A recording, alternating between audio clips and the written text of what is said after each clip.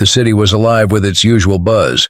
Cars honking, people rushing to their destinations, and neon signs lighting up the crowded streets. Ronaldo had just finished a private meeting in a towering hotel, far from the roaring stadiums he was used to. He needed a break from the noise, the cameras, and the endless chatter about his next match. Pulling up the hood of his sweatshirt, he decided to take a quiet walk along the back streets, away from the prying eyes of the public. As he turned a corner, the chaotic hum of the main street faded into a quieter, dimly lit alley. The only sound was the soft rustling of wrappers being blown across the pavement. Ronaldo's footsteps echoed as he walked past closed shops and graffiti-covered walls. For a moment, it felt like he was just another person, a stranger blending into the background of the world. That's when he noticed him. Sitting against the wall, wrapped in layers of torn fabric, was an older man. His face was hidden under a worn beanie, but his trembling hands clutched a small paper cup. The words on the cardboard sign in front of him were simple, but carried the weight of desperation. Need help. Even $1 can make a difference. Ronaldo slowed his steps, his gaze lingering on the man for a moment. People walked by without sparing him a glance, as if he was invisible. Ronaldo hesitated. This wasn't the first time he had seen someone in need, but something about this man's silent composure drew him in. As Ronaldo approached, the man lifted his head slightly. His face was lined with age and hardship, but his eyes carried a strange mix of pride and humility. "Spare $1?" he asked, his voice raspy but calm, as if he had learned to expect nothing but still held on to hope.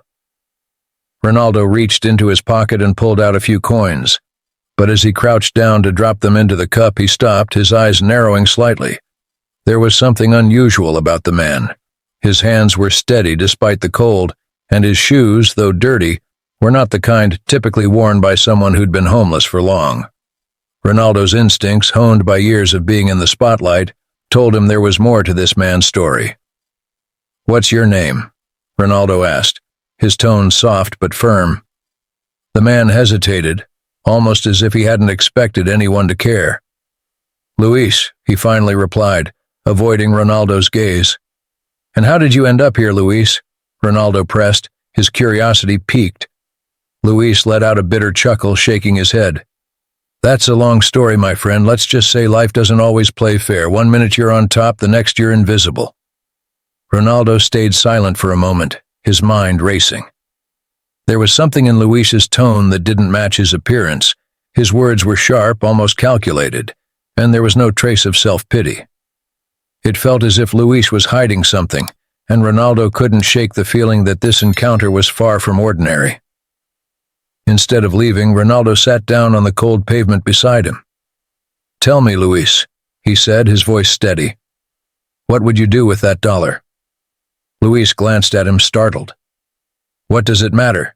he replied, his tone defensive. $1 won't change my life." Ronaldo smiled faintly. "Maybe not. But I've learned something in my life. You can tell a lot about a person by what they do with even the smallest chance." Luis stared at him for a long moment, as if trying to figure out why this stranger was so interested. Finally, he sighed and leaned back against the wall. "All right," he said quietly. "If you really want to know, I wouldn't spend it. I'd save it." "Save it?" Ronaldo asked, raising an eyebrow. Luis nodded. "Because it's not about what I can buy today. It's about what I can build tomorrow." Ronaldo's smile widened, but his eyes darkened with thought. He stood up suddenly, reaching into his wallet. Luis watched as Ronaldo pulled out something that made his heart stop, a crisp €100 note. But instead of handing it to Luis, Ronaldo placed it back into his wallet and said, "Meet me here tomorrow at the same time. I want to see what kind of future you're building." And with that, Ronaldo turned and walked away, leaving Luis sitting there in stunned silence, the question of why burning in his mind. The night passed slowly for Luis. He sat under the flickering streetlight, staring at the crumpled $1 in his paper cup and replaying the stranger's words in his mind. "Meet me here tomorrow at the same time. I want to see what kind of future you're building." It sounded like a riddle, a challenge, and for the first time in years, Luis felt a strange sense of anticipation. Who was this man? Why did he care? Luis couldn't wrap his mind around it. He had spent years living in the shadows, unnoticed, dismissed as just another face in the crowd. But something about the stranger's presence had been different. He carried himself with a quiet confidence, the kind that made Luis feel both exposed and intrigued. Morning came, and with it, the harsh reality of Luis's life. The streets were as unforgiving as ever. Passers-by avoided his eyes, the cold gnawed at his skin, and his stomach growled angrily from hunger. Yet, there was a flicker of hope that hadn't been there before, a small ember ignited by the stranger's mysterious words. By noon, Luis made a decision. He stood up, brushed off his tattered clothes, and began walking with purpose. He didn't know why, but he felt like he needed to do something, anything, to prepare for the stranger's return. Maybe it was pride, or maybe it was the fear of disappointing someone who, for reasons he couldn't explain, had believed in him. He walked for hours, weaving through the bustling city streets. He passed shops, restaurants, and offices, his eyes scanning for... he wasn't sure what. And then he saw it. A small bakery with a faded sign that read, "Maria's Bread and Pastry." The smell of fresh bread wafted through the air, and Luis's stomach churned at the thought of food. But it wasn't hunger that drew him in. It was the "Help Wanted" sign taped to the window. Luis hesitated, his hand hovering over the door handle. He hadn't worked in years. He didn't even know if he could handle the responsibility anymore. But then he thought of the stranger's words again. "What kind of future are you building?" And before he could talk himself out of it, he pushed the door open. Inside, a woman in her late 40s looked up from the counter. Her face was kind but tired, with lines etched by years of hard work. "Can I help you?" she asked, her voice cautious but polite. Luis swallowed his nerves and stepped closer. I saw the sign," he said, gesturing toward the window. "Are you still hiring?" Maria tilted her head, studying him. His appearance screamed of struggle, and for a moment Luis braced himself for rejection, but instead she surprised him. "Do you have any experience?" Luis hesitated. "Not exactly, but I learned fast and I'm willing to do anything, even just cleaning tables." Maria's gaze softened. She could tell he wasn't lying. "All right," she said after a pause. "We could use the help. Start with cleaning the counters and we'll see how it goes." Luis nodded, his chest tightening with a mix of relief and fear. As he grabbed a rag and started wiping the counters, he couldn't help but feel like something had shifted. It was a small step, but it was a step forward. A step toward proving to himself and to the stranger that he wasn't beyond redemption. By the time the sun dipped below the horizon, Luis had cleaned every corner of the bakery, stacked chairs, and even helped Maria unload a delivery of flour. He had earned a meal, a small wage, and something he hadn't felt in years: dignity. As he stepped out into the cool night air, clutching a paper bag of bread Maria had given him, he felt a flicker of pride. He made his way back to the alley, the weight of the day settling into his aching muscles. He sat down on the same spot where the stranger had found him, but this time, he didn't feel as small or invisible. He had taken a step, and now he just had to wait. The streetlights buzzed as the night deepened, and Luis began to wonder if the stranger would show up at all. But just as doubt started to creep in, he saw a figure emerge from the shadows. The hood was pulled up, the steps calm and deliberate. It was him. The stranger stopped in front of Luis and pulled down his hood. For the first time, Luis saw his face clearly, and his heart nearly stopped. It wasn't just any man. It was Ronaldo. The Ronaldo. The man whose name was plastered on billboards, who had inspired millions with his skills on the field. Luis froze, his mind racing. How had he not recognized him before? And why on earth was someone like Ronaldo interested in him? Ronaldo crouched down, his eyes locking with Luis's. "So," he said, a faint smile playing on his lips, "what kind of future did you start building today?" Luis's mind was spinning as he tried to process what was happening. Ronaldo, the global icon, the man whose face was recognized in every corner of the world, was sitting in front of him, asking about his day like an old friend. The shock was enough to momentarily paralyze him, but Ronaldo's calm, steady gaze brought him back to reality. I got a job, Luis stammered, his voice trembling with a mix of pride and disbelief. At a bakery. It's nothing big, just cleaning and helping out, but... He paused, gripping the paper bag of bread in his hands. But it's a start.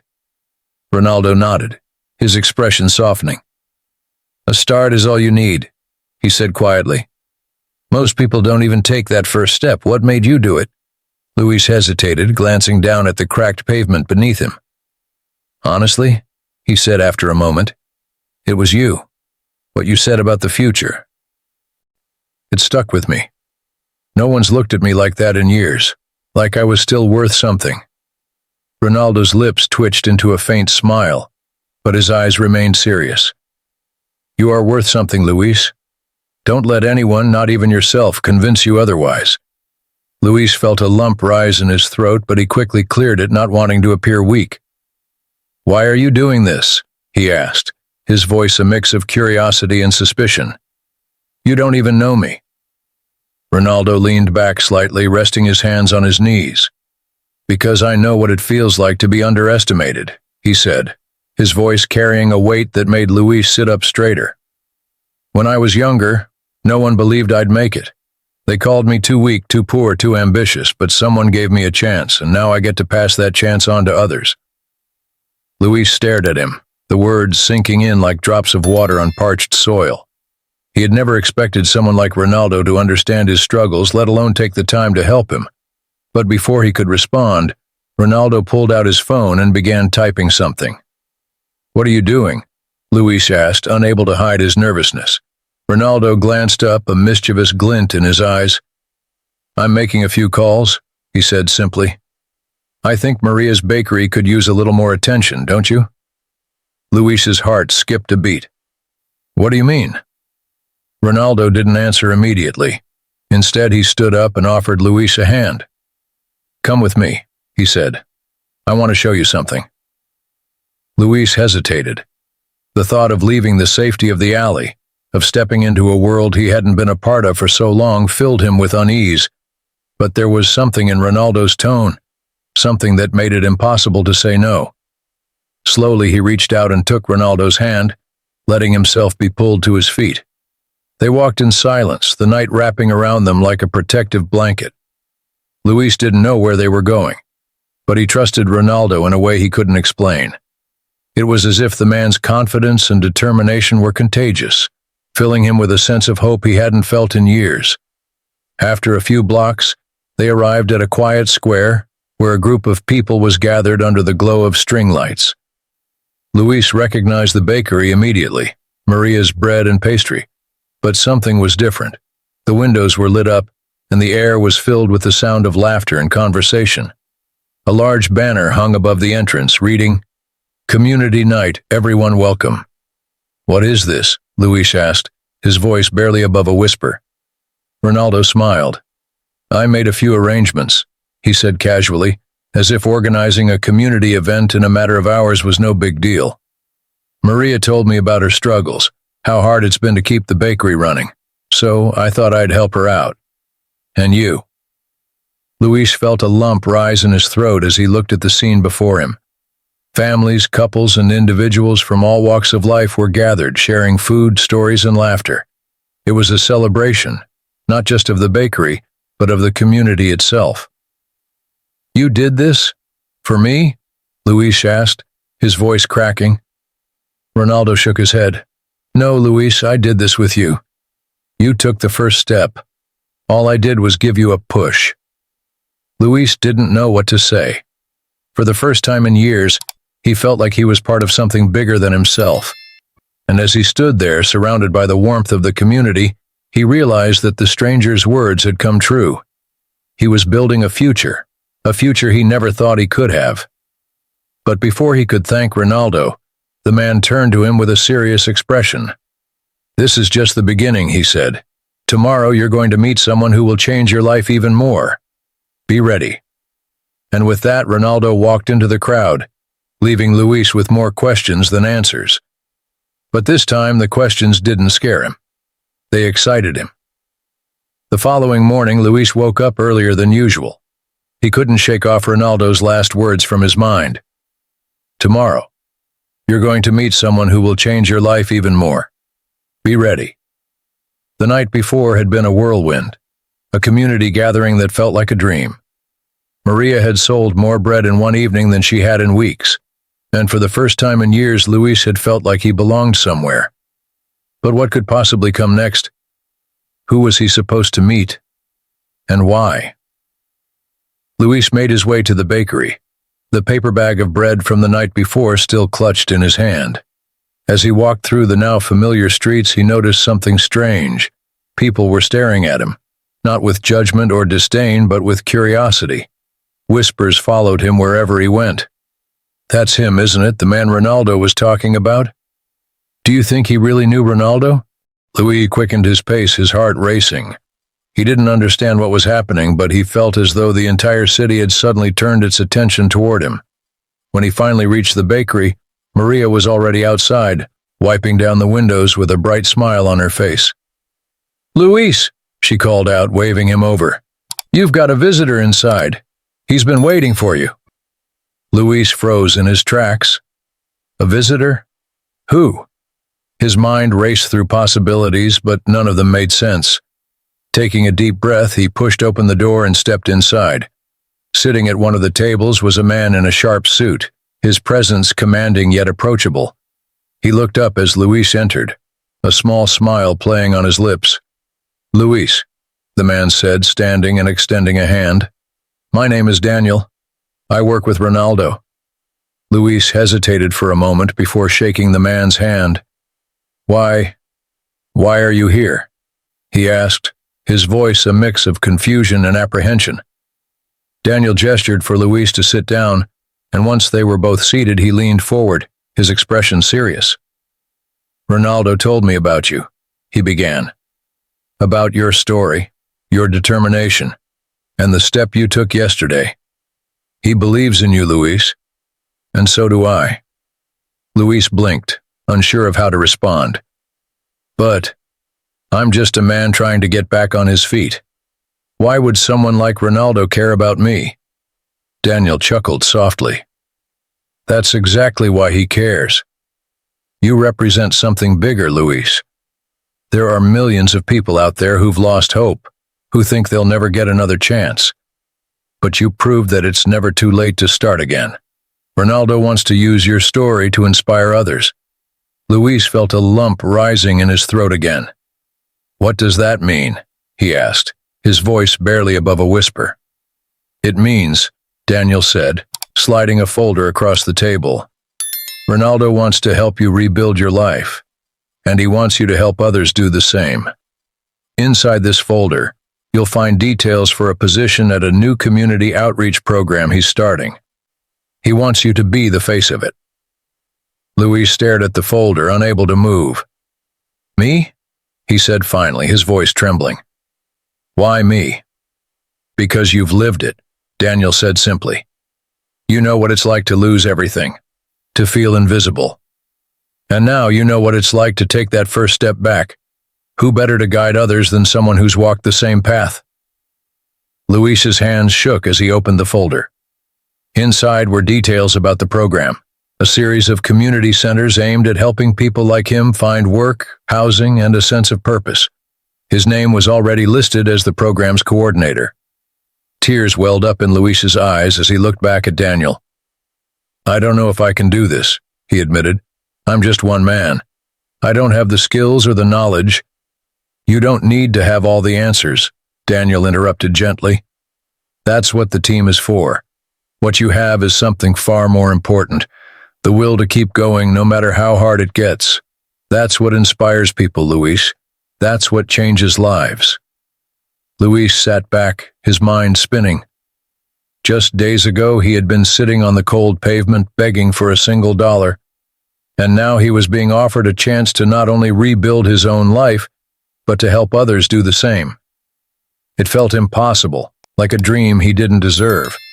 But then he thought of Ronaldo, his calm confidence, his belief in Luis even when Luis hadn't believed in himself. If Ronaldo thought he could do this, maybe he could. Luis looked up at Daniel, a small but determined smile forming on his lips. "When do I start?" Daniel grinned and extended his hand once more. "Today," he said. "Let's change some lives." As Luis shook Daniel's hand, he felt a surge of hope and purpose, unlike anything he had ever experienced. He didn't know what challenges lay ahead, but for the first time in years he was ready to face them head on. And somewhere in the distance, Ronaldo watched from a car parked across the street, a satisfied smile on his face. He didn't need credit or recognition. Knowing that Luis was now a spark for change was more than enough.